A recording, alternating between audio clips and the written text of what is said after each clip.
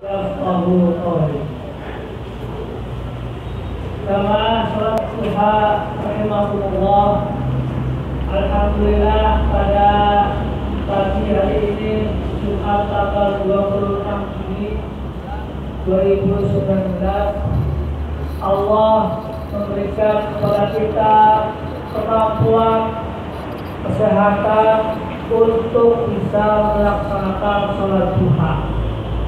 Dan hendaknya sholat duha ini tidak berhenti hanya ketika sholat Jumat saja, tetapi di hari-hari lain silakan anak-anak atau bapak ibu guru monggo sholat duha di masjid atau di ruangan masing-masing. Nabi Muhammad SAW beliau selalu sholat duha. Karena sholat duha itu adalah sholat tanda syukur karena kita telah diberi kemampuan, kesehatan untuk bisa bernapas sampai waktu duha, yaitu ketika matahari terbit. Dan di sana Rasulullah SAW juga selalu mengerjakan sholat-sholat yang lain, bukan hanya duha. Bahkan istrinya Siti Aisyah heran, padahal Nabi Muhammad SAW itu adalah orang yang maksum, yang tidak mempunyai dosa dari sekarang sampai akan datang. Beliau orang yang pertama kali masuk surga, tetapi kenapa kakinya bengkak sampai capek pegel hanya melaksanakan sholat?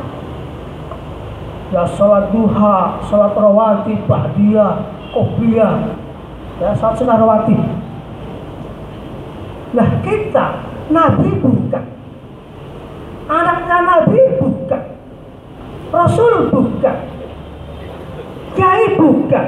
Kok kenapa gak mau sholat? Gak mau sholat duha, gak melaksanakan sholat sunnah yang lain? Apa ada jaminan kita untuk surga? Kanjeng Nabi itu sudah dijamin masuk surga, tapi beliau tetap melaksanakan sholat sunnah. Pak. Ya, jangan terpengaruh.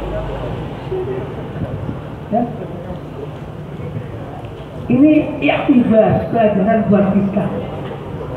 Kata Rasulullah, apakah saya tidak boleh bersyukur? Itu kan tanda syukur dengan sholat. Alas tu bersyukri ya. Itulah kita. Makanya itu lembaga Muhammadiyah itu kan diambil dari kata-kata Muhammad dan undang-undang akhirat ya. Sifat Nabi Muhammad itu hendaknya kita kerjakan. Ya, Nabi Muhammad itu orang yang kuat, yang sehat, badannya atletis, ya, tidak cengeng. Padahal beliau oleh Allah ditakdirkan dalam keadaan yatim piatu. Dari umur 6 bulan di kandungan sudah ditinggalkan oleh bapaknya. Kemudian ketika umur berapa sih? Ketika umur 6 tahun beliau ziarah ke makamnya bapaknya, pulangnya ibunya meninggal. Ternyata beliau itu ketika umur 6 atau 7 tahun, saya itu umur SD, sudah dalam keadaan yatim piatu. Ini maaf, ini saya mungkin ada rekan-rekan saya, sahabat-sahabat saya yang sudah yatim piatu, jangan sedih. Kanjeng Nabi ini yatim piatu sejak SD kalau sekarang mah, ya atau PAUD bulan 6 dulu SD ya. Beliau ngenger atau mengabdi dengan saudaranya. Ya Allah, yatim. Ya itu tentang sholat duha. Jadi ya, jadi kalau kalian misalnya sambil menunggu jamaah yang lain sholat syukrul wudhu, ambil wudhu kan, atau pertama kali sholat tahiyatul masjid. Ju'ilal ardu masjidan. Allah menjadikan tanah sebagai masjid, bukan masjid.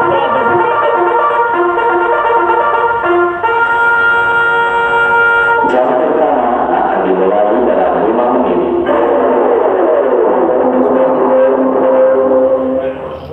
Ini kayak desfila, kalau film cowboy, ya itu kan ada private. Saya ingat film cowboy, ya Western Union, tidak apa-apa. Itulah hebatnya Muhammadiyah. Jadi kita hidupkan sunnah-sunnah Rasulullah. Pertama sholat sunnah. Coba lah, ya. Ini baru duha. Nanti duhur atau Jumatan datang ke masjid langsung isi sholat yang pertama dengan melaksanakan sholat tahiyatul masjid, bukan ngobrol. Kalau perlu ambil sholat duha, sholat tahiyatul masjid sambil menunggu yang lain baca Al-Quran. Makanya ini ada kegiatan tadarus. Kemarin kita rapat, setiap siswa membawa Al-Quran dari rumah supaya tasnya barokah, supaya tasnya berisi Al-Quran, ilmunya bermanfaat. Allah memberikan kemudahan dalam memahami pelajaran-pelajaran yang oleh Allah diberikan kepada guru-guru supaya memudahkan pemahaman. Barakatul Quran. Kan ada kalau kita membaca doa Allahumma rahmat, ada barakatul. Ya saya pribadi tiap hari baca Quran. Ya, saya baca Quran tiap hari. Ini udah 3 tahun ini. Ya, alhamdulillah udah 3 tahun. Saya baca Quran. Ya orang kata 1 ayat 2 ayat. Ini bukan jimat, bukan haji, bukan. Karena subhanallah, cinta Al-Quran. Kata Kiai Adi Hidayat di TV itu, di TV Ahyar. Beliau menghafal Quran. Meskipun orang menghafal Quran sendiri belum tentu berhidayah ya, belum tentu, tapi ada jaminan dengan menghafal Quran justru IQ-nya itu cerdas. Bahkan ada perguruan tinggi yang menerima mahasiswa yang hafal Quran tanpa tes. Kalian lihat di Google, perguruan tinggi yang menerima mahasiswa yang hafal Quran, ya Allah, dijaga oleh Allah. Ya, misalnya ada cerita yang lain, ada yang menghafal Quran ternyata nggak dapat hidayah karena dia itu niatnya salah. Menghafal Quran niatnya untuk menghancurkan Islam. Seperti dalam sejarah namanya siapa? Snow Organje yang Aceh, ya sejarah itu. Dia hafal Quran, hafal hadis, tapi niatnya untuk menghancurkan Islam dari dalam.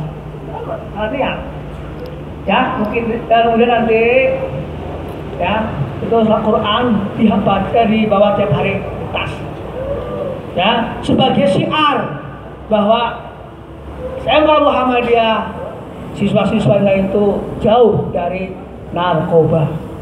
Tasnya berisi Al-Quran, jangan gear, jangan pisau, jangan kunci. Ya meskipun kunci untuk tak ada masalah ya, tapi ada kasus tawuran antar siswa, kemudian digeledah ternyata ada salah siswa tasnya ada Al-Qurannya.